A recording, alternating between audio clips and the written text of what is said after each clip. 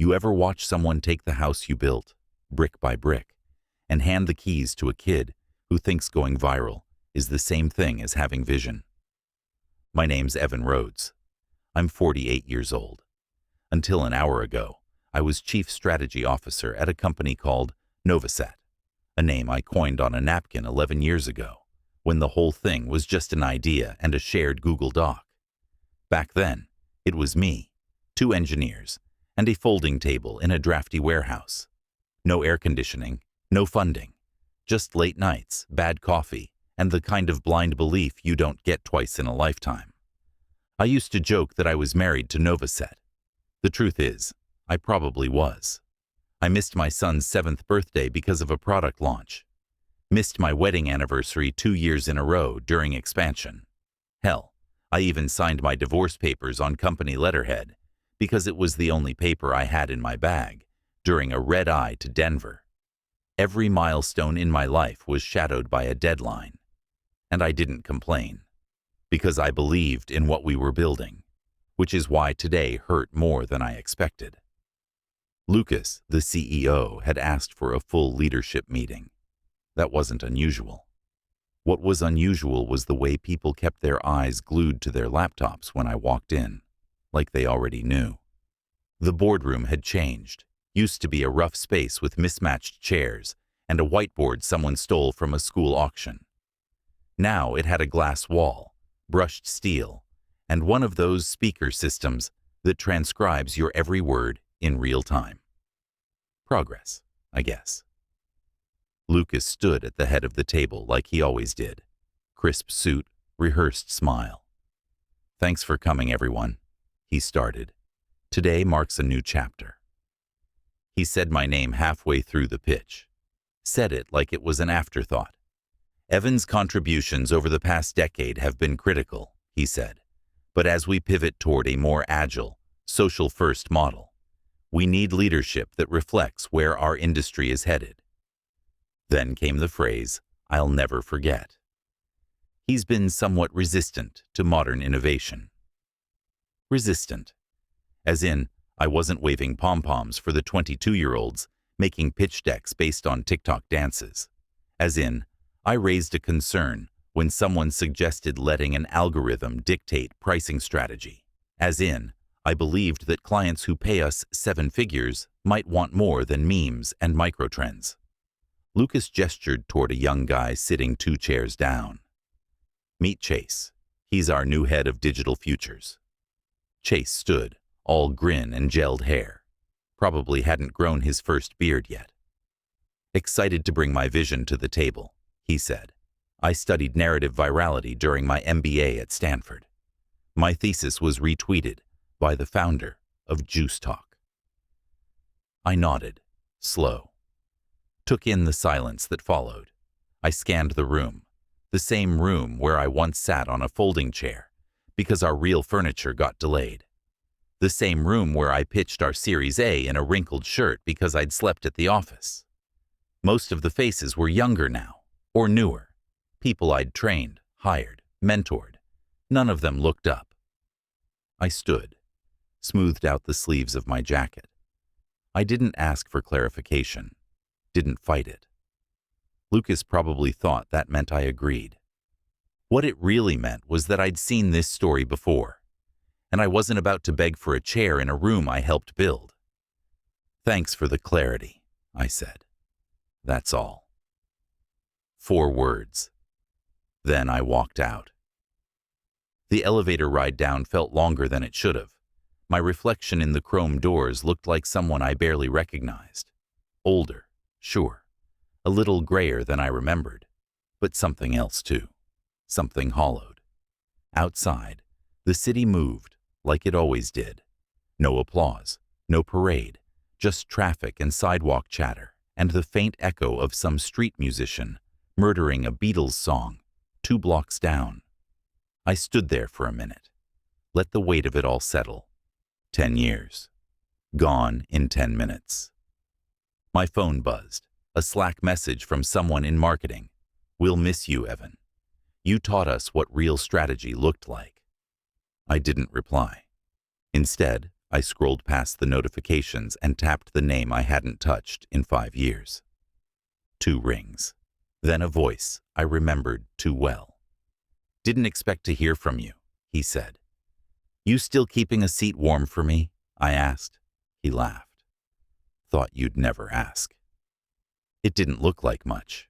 A dim, low-ceilinged room tucked inside a co-working space in Koreatown, next to a vegan soup startup and some guys building a crypto dating app.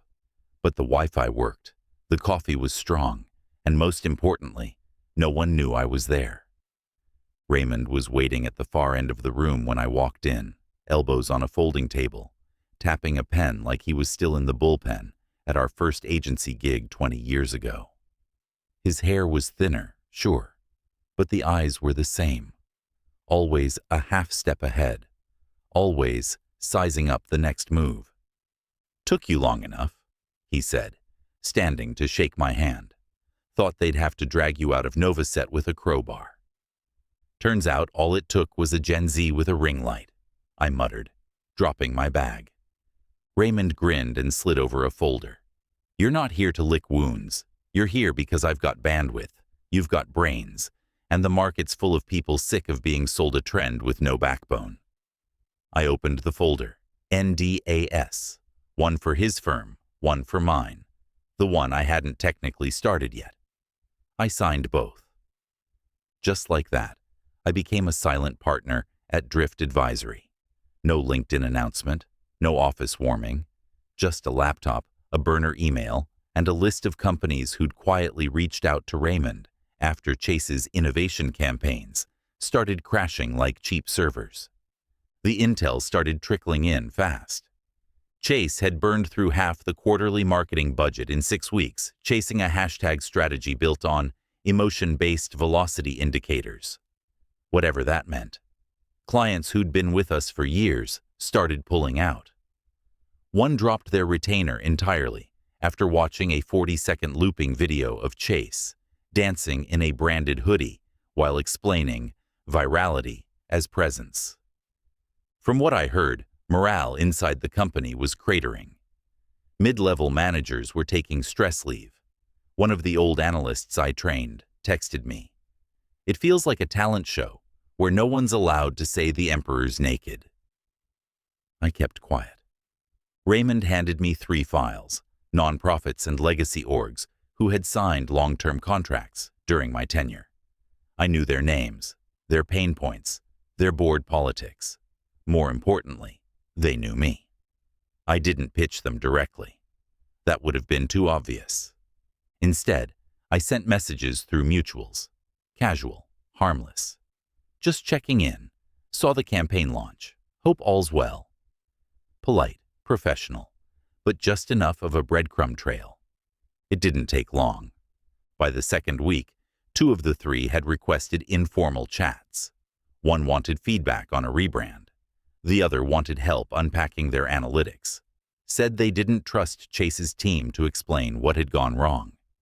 They used words like noise fatigue and social distortion. I just listened, took notes, asked real questions. And that's when I remembered what it felt like to matter again. I wasn't selling flavor of the week hype.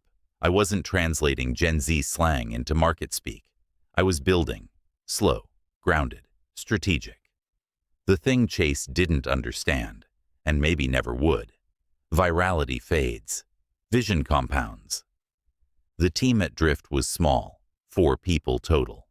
1 designer, 2 junior analysts, and a part-time ops coordinator named Juno, who managed everything through color-coded spreadsheets and an unhealthy number of energy drinks. They were scrappy, yes, but they were hungry. And they listened. We set up shop in the back room. No windows, 1 rickety whiteboard. I started holding informal workshops at 7 a.m., called them War Room Mornings. No decks, no fluff, just strategy. We'd talk about how to build trust when you weren't the loudest voice in the room. How to read silence in a client meeting. How to solve for the problem the client couldn't quite articulate.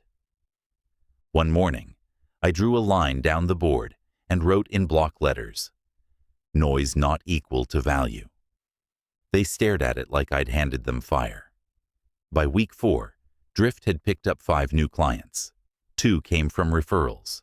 1 came from a ghost email I sent from a dummy domain with no signature, just insight and data. They asked for a call the next day. I wasn't rebuilding Novaset. That part of my life was done. But I was starting something sharper, leaner. I didn't need a title anymore. I had traction. One evening, after the team left, I stayed back to revise a deck. The room was silent except for the faint hum of the AC and the dull flicker of a dying fluorescent bulb above the printer. That's when my phone rang. Unknown number. But I knew the area code. Hello? A pause, then a familiar voice. Evan, this is Morgan, from Path West. You probably remember we signed a 5-year deal under you back in 19. I remember. I'm calling off the record, she said. Are you available for private consultation? I didn't smile, but I felt something click into place. I might be, I said. Tell me what's going on. The ballroom was dressed like every other awards gala I'd suffered through. Velvet drapes, gold uplighting, and an open bar that promised more regret than relief. The air smelled like ambition and expensive cologne. No one noticed me slip in through the side entrance. That was the point. I didn't belong there anymore. Not officially. But sometimes, to see how the story ends, you've got to show up for the final act. I kept to the back, near a catering station with lukewarm shrimp skewers and name cards that read like buzzword bingo. I didn't need a seat.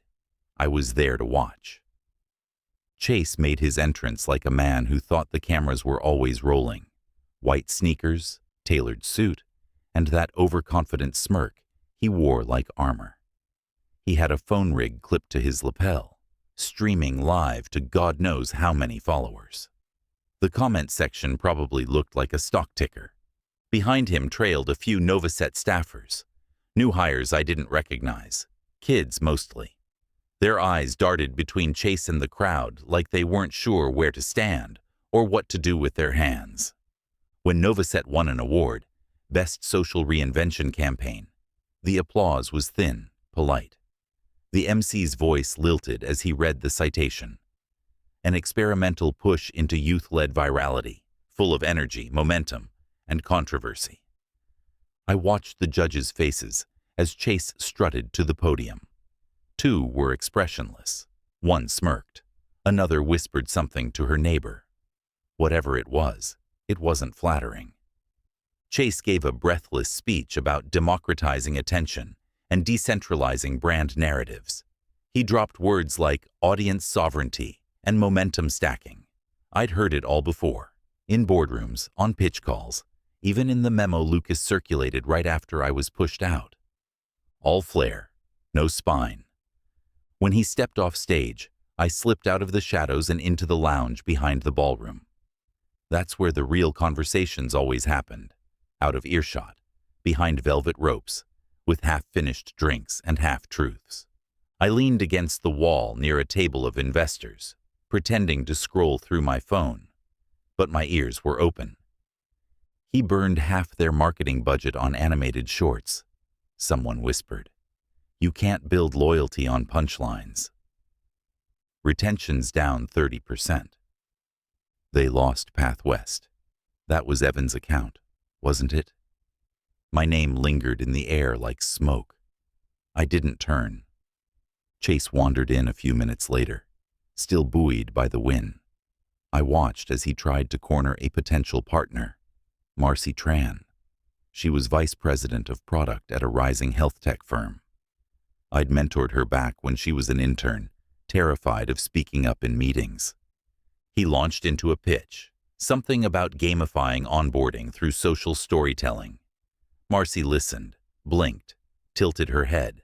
Then she said, flatly, "How does that translate to lifetime value?" Chase blinked, stammered, fumbled for jargon.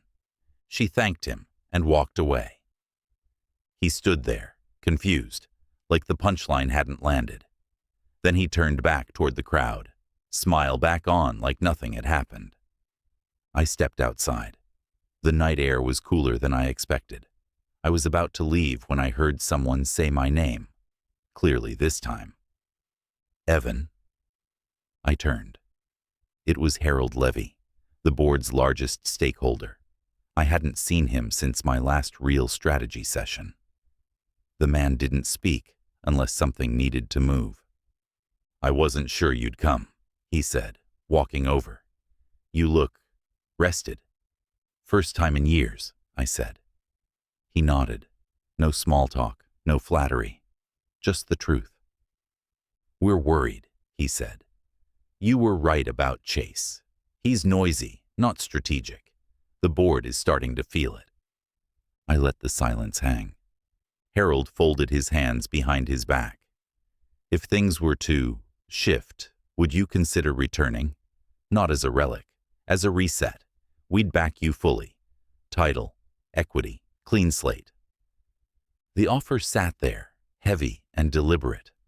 I thought about it, about the team I was mentoring back at Drift, about the clients who'd followed me without ever being asked, about the quiet way we were growing. No hashtags, no spotlights, just good work. Then I shook my head. "I'm not interested in going back," I said. Harold looked surprised, not offended, just surprised. "I'm interested in building forward," I added. "Without your permission this time." He didn't argue, just nodded once, slowly. "Then I guess I'll be seeing you at the next gala, on the other side of the table." "Maybe," I said. "Or maybe I'll be too busy to show up." I walked away before he could respond. Back through the crowd, past the noise and the champagne flutes and the faux smiles. I didn't belong in that room anymore. I was building a different one. I watched the launch from my office, the blinds drawn, the volume low. Chase had made a spectacle of it, of course. "The future unlocked," he called it. Flashy set, branded backdrop, ring lights positioned like a battalion. A dozen influencers flown in to co-host. Some wore hoodies with QR codes sewn into the sleeves. Others danced to a custom beat produced by some up-and-coming DJ with a name like a Wi-Fi password. It was all being live-streamed. 3 angles, 6 hashtags, 1 countdown clock projected behind him like a digital eclipse. The app was supposed to go live the second the clock hit 0. A sleek consumer-facing interface designed to gamify thought leadership and decentralize brand equity. Whatever that meant. I had a mug of black coffee in one hand and a half-eaten granola bar in the other. No fanfare. Just me and the screen. At T-3 seconds, Chase held up his phone like a sacred object. And then it happened. The crash was immediate. The app froze mid-download. Some users got stuck in a white screen loop. Others saw a garbled mess of code and placeholder Latin. Within minutes, the influencers were scrambling. One of them laughed nervously. Another just said, this isn't working." I clicked over to Twitter. It was already trending. Future unlocked. App fail. Oops, Novaset. And then came the intern.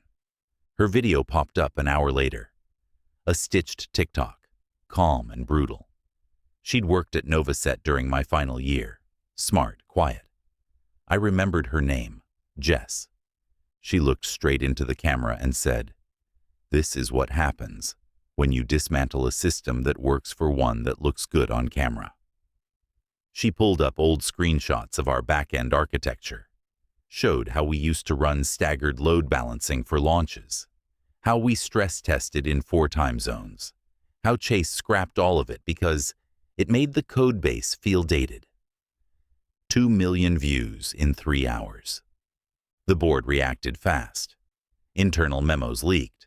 Chase's budget authority suspended pending audit. Lucas didn't post a statement. He didn't have to. The silence was the statement. I closed the live stream tab and leaned back in my chair. Outside, My small team was eating dumplings around the long table we used for everything: strategy, lunch, brainstorms, the occasional birthday cake. We weren't flashy, but we worked. That same week, our consultancy finalized the acquisition of Callan plus Ridge, one of Novaset's oldest legacy clients. The deal included a few of their disillusioned team members, people who still believed in long-term vision, in earned trust, in strategy that outlives trends. One of them pulled me aside after onboarding and said, "It feels good to build something real again." I didn't post anything about the acquisition. No press release, no victory lap. I didn't need the world to see it happen. But privately, I opened Twitter one more time. Chase had posted a statement, a black square with white text, the influencer version of a white flag. "We're listening, we're learning. Innovation comes with risk." I printed the screenshot, not to frame it, not to mock him. I taped it inside the top drawer of my desk. A reminder: noise isn't strategy, timing is. That afternoon, I sat by the window in my office while the team worked outside. It was quiet, the kind of quiet that comes after a storm passes. Not relief exactly, but clarity. You see what's still standing. This was never about revenge. I didn't need to watch Chase implode. I didn't need Novaset to bleed.